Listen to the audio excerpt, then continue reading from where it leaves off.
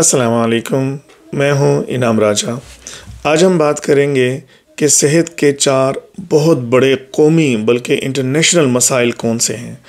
तो सेहत के जो सबसे बड़े 4 मसाइल हैं वो हैं इंसुलिन मज़ाहमत नंबर 1, नंबर 2 इन्फ्लेमेशन या जिस्म की जो सोजिश है, नंबर 3 ज़हनी और जिस्मानी तनाव या स्ट्रेस, और नंबर 4 है नींद की कमी।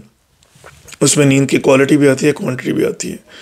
तो हमें सैकड़ों बीमारियां जो हैं वो पाकिस्तान में या सब कॉन्टिनेंट में या पूरी दुनिया में जो सैकड़ों बीमारियां हैं वो घूम फिर के तकरीबन इन चारों में से किसी एक वजह से हो रही हैं। तो अगर इन 4 चीज़ों को एड्रेस कर लिया जाए, इन 4 चीज़ों का लिहाज कर लिया जाए और उस पर तवज्जो दे दी जाए तो अल्लाह की ज़ात से उम्मीद है कि तकरीबन तमाम बीमारियों से बचा जा सकता है, ये जल्दी रिकवर हो सकते हैं। बीमारियां तो आती हैं इंसान की ज़िंदगी में। तो हम चलते हैं सबसे पहली मसले की तरफ, और वो है इंसुलिन मज़ाहमत। सबसे पहले ये समझ लें कि इंसुलिन है क्या या इंसुलिन मज़ाहमत क्या है।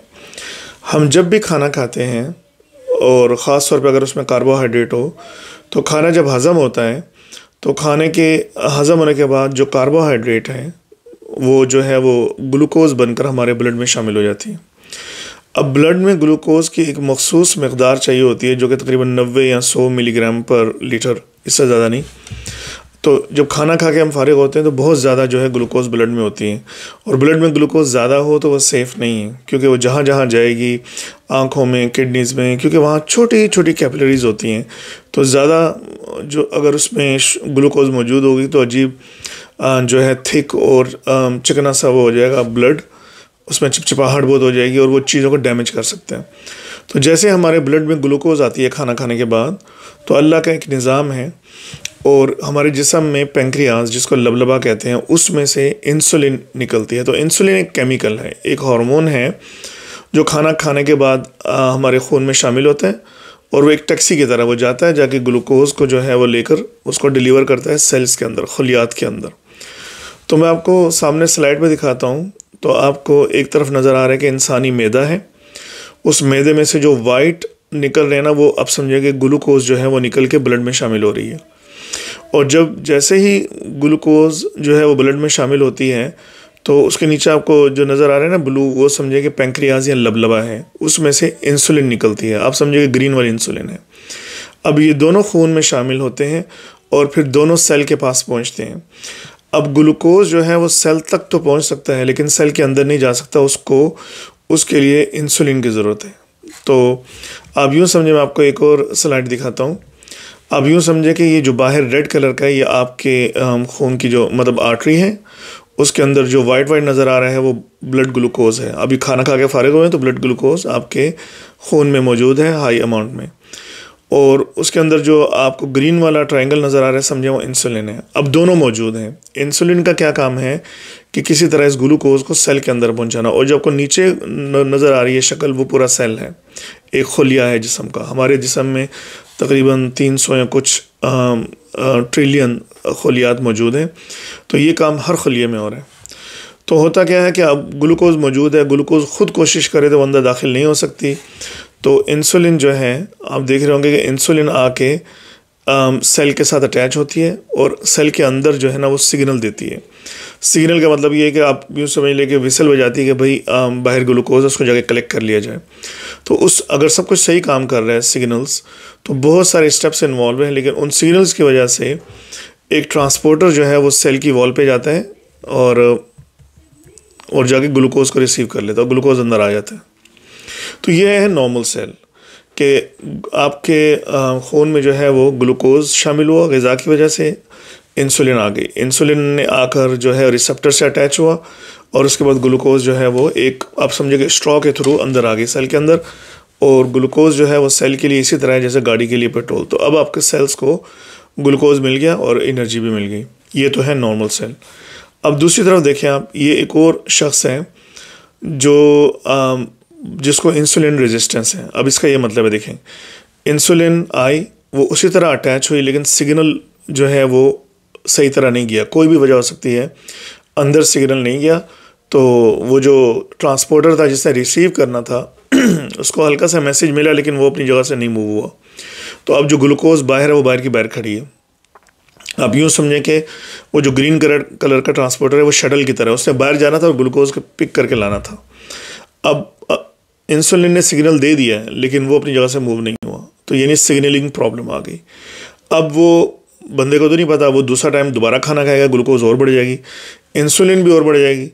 تو انسولین جو ہے اس کے سگنلز کام نہیں کر رہے، یعنی انسولین آ کے یوں سمجھے کہ ڈور بیل بجا رہی ہے لیکن اندر کوئی سن نہیں رہا. تو سیل جو ہے وہ مزاحمت کر رہے ہیں کہ ہمیں اور نئی شوگر چاہیے. اس کو کہتے ہیں انسولین ریزسٹنس.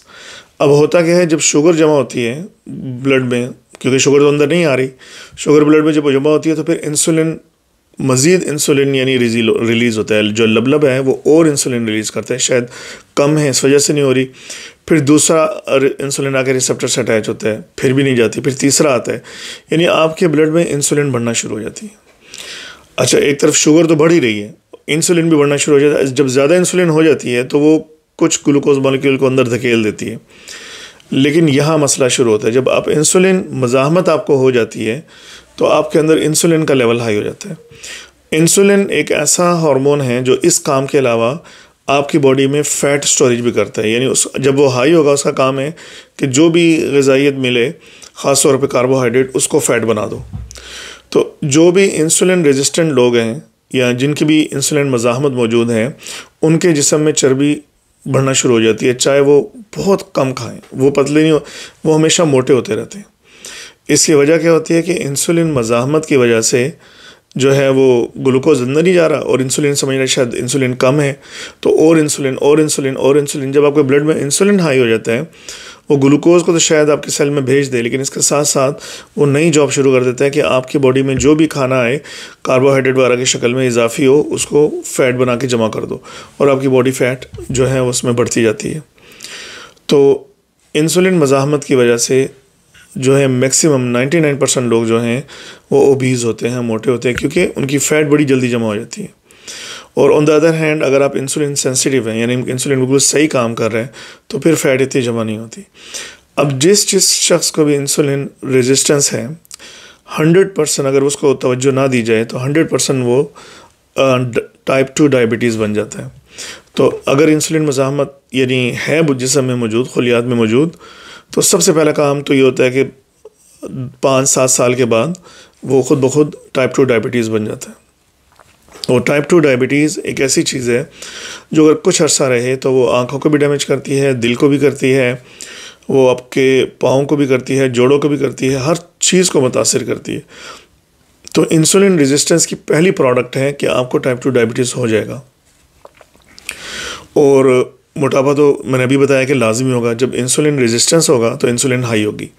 جب انسولین آپ کے جسم میں ہائی ہوگی تو وہ گروتھ ہارمون، اس کا کام یہ ہے کہ جسم کو بڑھانا، تو وہ آپ کے جسم میں جو ہے وہ فیٹ جمع کرنی شروع کر دے گی. اس کے علاوہ انسولین ریزسٹنس کا مطلب انسولین ہائی آپ کے خون میں، وہ کینسر جو ہے وہ بھی کاز کر سکتی ہے، کیونکہ کینسر میں بھی گروتھ ہوتی ہے اور انسولین اس میں مدد کرتا ہے اگر انسولین زیادہ ہو تو اس طرح موٹاپا بھی ہوتا ہے. اس طرح جگر پر چربی، کیونکہ انسولین ریزسٹنس کی وجہ سے انسولین کا لیول ہائی ہے آپ کے بلڈ میں، تو جو بھی آپ کھا رہے ہیں اس کو چربی بنا کے جمع کرنا ہے. تو وہ جگر پہ بھی چربی جمع ہوگی، آپ کے دل کے قریب بھی ہوگی، آپ کے خاص طور پہ جو پیٹ کا ایریا اس میں لازمی جمع ہوگی.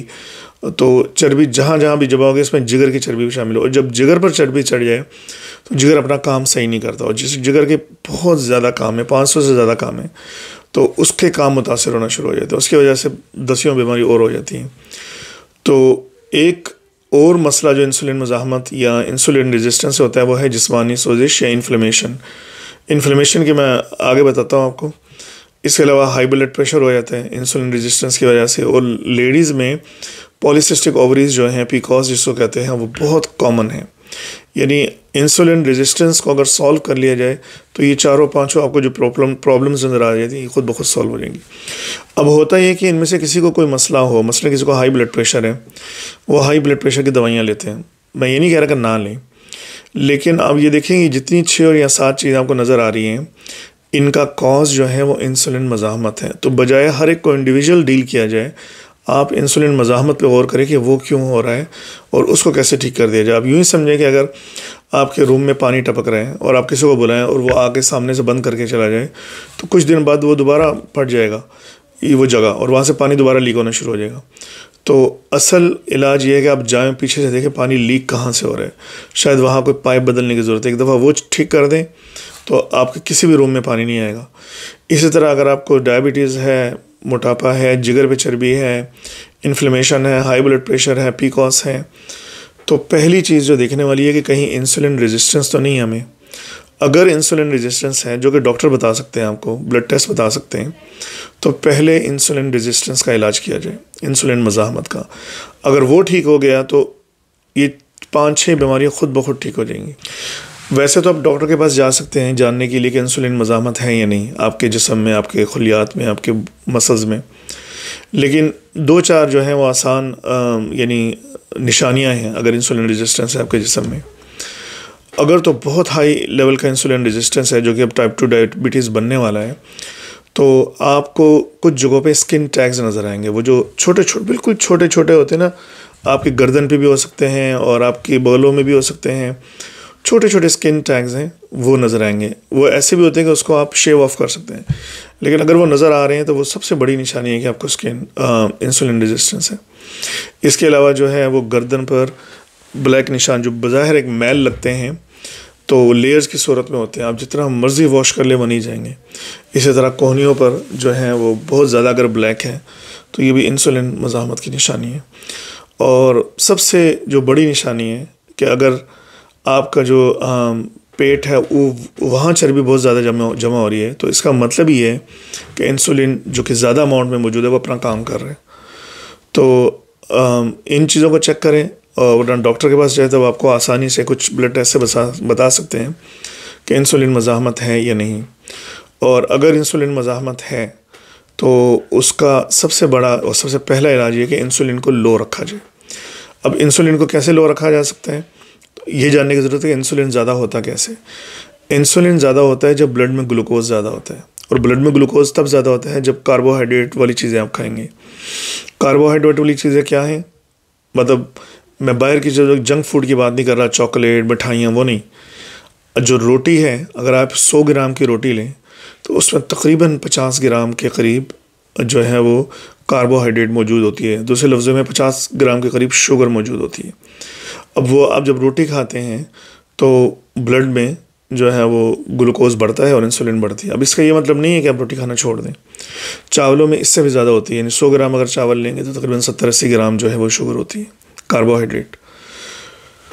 تو پھر کیا کیا جائے, تو اگر تو آپ کو ڈائبٹیز ہے تو وقتی طور پر 2-3 ماہ کے لیے آپ کو روٹی اور چاول چھوڑنے ہوں گے تاکہ ایک دفعہ جو ہے انسولن مزاحمت ختم ہو جائے. کیونکہ اگر انسولن لیول کو لو کر لیں گے آپ جو ہے وہ کاربوہائیڈریٹ کو ایوائڈ کر کے, تو اللہ نے جسم میں ایسا نظام رکھا ہے خود بخود مرمت شروع ہو جاتی ہے. تو 2-3 ماہ میں آرام سے دوبارہ آپ کا جسم ٹھیک ہو سکتے ہیں. تو کچھ عرصے کے لیے آپ کو زیادہ فوکس سبزیوں پہ اور گوشت پہ کرنا ہوگا. انڈے کھائیں, لیکن روٹی کھانی ہے تو جہاں آپ 3-4 کھاتے تھے وہاں صرف آدھی کھائیں. چاول تو بالکل چھوڑ دیں کچھ عرصے کے لیے. اگر آپ بالکل صحت مند ہیں تو ٹھیک ہے آپ کھاتے رہیں, لیکن روٹی اور چاولوں کی مقدار پھر بھی نسبتاً کم رکھیں. لیکن اگر آپ انسولن ریزسٹنٹ ہیں یا ٹائپ 2 ڈائبٹیز ہو چکی ہے آپ کو, تو آپ کوشش کر کے دیکھیں 60 دن 70 دن تک روٹی تقریباً نہ ہونے کے برابر کھائیں, بالکل آدھی روٹی, اور زیادہ جو ہے وہ سلاد کھائیں, ساتھ انڈے کھائیں اور گوشت کھائیں.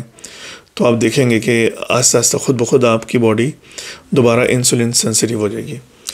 تو اس وقت خاص طور پہ پاکستان انڈیا میں سب سے بڑا مسئلہ جو ہے وہ انسولن مزاحمت کا ہے. اس کی وجہ سے بہت زیادہ بیماریاں ہو رہی ہیں. آپ یعنی بلڈ پریشر سے لے کر ہارٹ اٹیک سے لے کر ڈائبٹیز, انفلیمیشن, کینسر تک ہو رہے ہیں. اور بہت سمپل علاج ہے کہ انسولن کو لو رکھا جائے, بہت لو نہیں لیکن نارمل رینج میں رکھا جائے. اور نارمل رینج میں تبھی ہوگا جب ہم باہر کی تو تمام شوگر چھوڑ دیں, یعنی مٹھائیاں, چینی اور چائے میں چینی, یہ سب چیزیں چھوڑ دیں, اور روٹی اور چاول پہ بھی تھوڑا سا ہلکا ہاتھ رکھیں. زیادہ تر جو ہے وہ گوشت, انڈے اور سبزیاں کھائیں. تو یہ تو تھی سب سے بڑی پرابلم, جو 4 میں سے پہلی والی انسولن مزاحمت. دوسری ہے وہ ہے انفلیمیشن یا جسمانی سوزش. انفلیمیشن کیا ہے, آپ نے کبھی بچپن میں آپ نے دیکھا ہوگا یا ابھی بھی کبھی آپ کے ہاتھ پہ کٹ لگ جائے تو وہ جگہ سوج جاتی ہے، ریڈ ہو جاتی ہے. تو وہ کیوں ہوتی ہے ریڈ؟ کیونکہ جیسے وہ کٹ لگتا ہے تو تھوڑی دیر کے لیے ہوا میں یا آپ کی جو سراؤنڈنگ جو بھی ہوا وغیرہ اس کے اندر سے ہوا تھوڑی سی اندر جاتی ہے تو اس میں شاید کوئی بیکٹیریاز ہو سکتے ہیں، مٹی دھول ہو سکتی ہے. تو جیسے کو فوراً باڈی باہر کی چیز آپ کے جسم میں داخل ہوتی ہے تو آپ کے جسم کا جو اندرونی مدافعت کا نظام ہے وہ فوراً ایکٹیویٹ ہو جاتا ہے کہ شاید باہر سے اٹیک ہو گیا. تو جو اندر کا جو مدافعتی نظام ہے، امیون سسٹم ہے، وہ جب ایکٹیویٹ ہوتا ہے تو اپنی ریسورسز لے کے آتا ہے. ہم نے دیکھا ہوگا جب کسی جگہ پر دشمن کے ساتھ جنگ ہو تو وہ جگہ کچھ عرصے کے لیے ظاہر ہے وہ اپنے ملک پورے کو بچانا ہے تو کچھ عرصے کے لیے جگہ تباہ ہو جاتی ہے، وہاں نقصان ہوتا ہے. تو اسی طرح جب اس جگہ پر ان جراثیم کو آگے بڑھنے سے روکنے کے لیے جسم کا امیون سسٹم آگے بڑھتا ہے تو وہ جگہ وہ اپنی ریسورسز بھی لے کر آتے ہیں، کچھ مختلف کیمیکلز موجود ہوتے ہیں تو وہ جگہ سوج جاتی ہے. اسی کو انفلیمیشن کہتے ہیں اور یہ بہت ضروری ہے. تو اس تصویر میں آپ دیکھ رہے ہوں گے کہ جیسے سب سے اوپر جو ہے وہ کٹ لگا، جب کٹ لگا تو سب سے پہلے جو ہے وہ خون کی نالیاں جو ہیں وہ تھوڑا پھیل جاتی ہیں تاکہ زیادہ خون پہنچے اس جگہ پہ، تو اس لیے وہ ریڈ ہو جاتا ہے کیونکہ خون میں ہی اللہ نے ساری چیزیں رکھی ہوئی ہیں نا. تو وہ جگہ ریڈ ہو جاتی ہے. پھر کیا ہوتا ہے کہ فیگوسائٹس جو ہیں وہ بلڈ میں سے نکل کے اور آ کے لٹرلی ان جراثیم کو، ان ٹاکسن کو کھا لیتے اور نیوٹرلائز کر دیتے ہیں. اس کے بعد جو ہے وہ جگہ تھوڑی سوجی رہتی ہے. جب میک شور کرتے ہیں کہ جب تک یہ جگہ ہیل نہ ہو جائے پراپرلی تو یہ جگہ اس کی پروٹیکشن کرتا ہے. یہ آپ یوں سمجھیں کہ آرمی موجود رہتی ہے وہاں پہ، تو اس لیے وہ جگہ سوجی رہتی ہے. تو یہ بہت زبردست نظام ہے اللہ کا. لیکن یہ وقتی طور پہ تو ٹھیک ہے، کہیں کٹ لگ گیا، کہیں چوٹ لگ گئی، کہیں آپ کو ٹھوکر لگ گئی. کرونک انفلیمیشن یہ ہے کہ آپ سانس لے رہے ہیں اور آپ ایسی جگہ رہتے ہیں جو پولوشن ہے اور مستقل آپ کے سانس کے تھرو جو ہے وہ پولوشن اندر جا رہی ہے. آپ پانی پی رہے ہیں وہ گندا ہے، آپ ابال کے نہیں پی رہے. اسی طرح آپ کھانا کھا رہے ہیں تو اس میں آئل جو ہے وہ بہت ہی پرانے اور باہر کا آئل ہے، اس کے اندر ٹاکسن موجود ہیں. ٹھیک ہے، تو ان 3 4 5 چیزوں سے جب پورے جسم میں ٹاکسن جاتے ہیں تو آپ کی آنتوں کے ذریعے وہ بلڈ میں بھی جاتے ہیں. تو جہاں ایک چھوٹے سے کٹ سے وہ انفلیمڈ ہو گئی نا جگہ، تو آپ نے ہوا کے ذریعے، کھانے پینے کے ذریعے، جو ہے وہ پولوٹیڈ واٹر کے ذریعے جو ہے تقریباً اپنے پورے جسم میں جو ہے وہ فورن باڈیز کو پہنچا دیا، یعنی جراثیم کو یا ٹاکسن کو پہنچا دیا. اب پورے جسم کا جو امیون سسٹم ہے وہ متحرک ہو جاتا ہے اور ہر جگہ جو ہے وہ تقریباً یہ کام ہو رہا ہوتا ہے جو کہ ہر جگہ نہیں ہونا چاہیے. اور چونکہ آپ کا وہ لائف سٹائل ہی وہ ہے تو پورا دن رات، پورا ہفتہ، پورا مہینہ، پورا سال جو ہے وہ انفلیمیشن جاری رہتی ہے اور آپ کا جسم سوج جاتا ہے.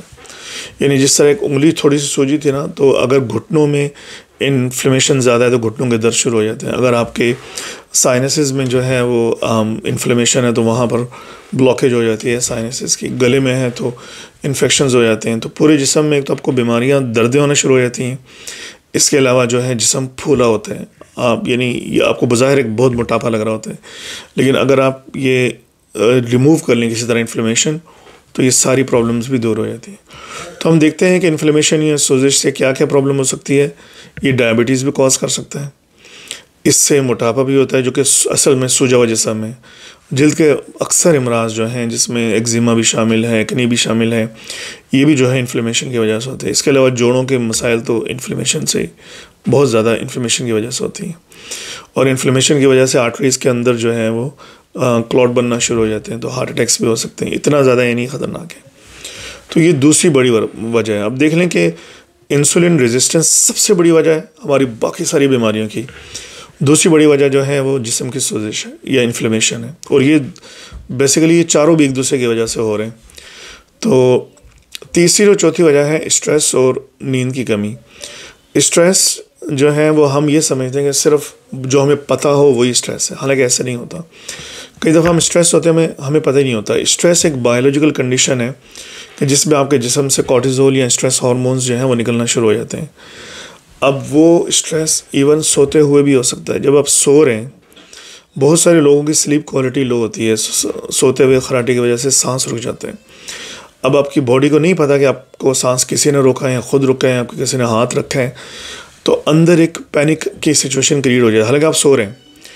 اور وہ ایک اسٹریسفل سچویشن اندر کریٹ ہو جاتی ہے اور کورٹیزول پیدا ہو جاتے ہیں، اور آپ بظاہر آپ کی زندگی میں ہنسی خوشی ہر چیز پرفیکٹ جا رہی ہے، لیکن ایک صرف نیند خراب ہونے کی وجہ سے آپ کے جسم میں اسٹریس کریٹ ہو رہا ہے، جس کی وجہ سے کورٹیزول ہائی ہو رہا ہے، اور پھر اسٹریس کی وجہ سے انفلیمیشن بھی ہو رہی ہے، اور ایون جو ڈائبٹیز بھی ہو رہی ہے، بہت ساری بیماریاں ان دو کی وجہ سے ہو رہی ہیں۔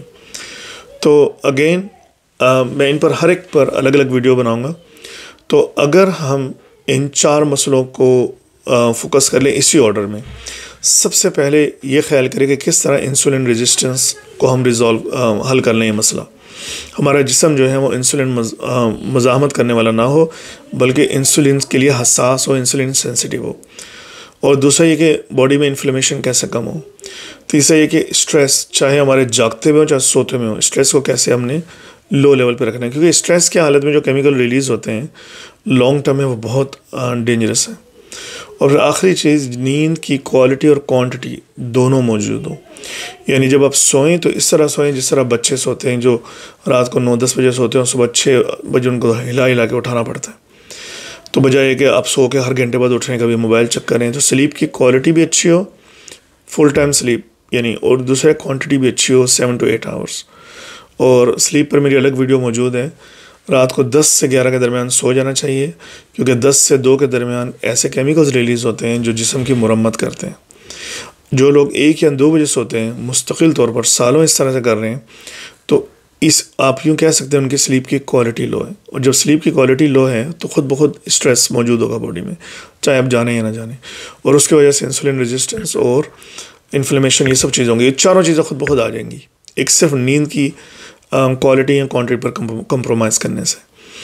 تو بھلے آپ 8 گھنٹے سوتے ہیں رات، لیکن 2 بجے سوتے ہیں تو بھی آپ کی سلیپ کوالٹی لو ہے، کیونکہ کوالٹی کا مطلب ہے کہ سوتے ہوئے جسم کی مرمت ہونا، اور وہ ہوتی ہے رات 10 سے 2 کے درمیان۔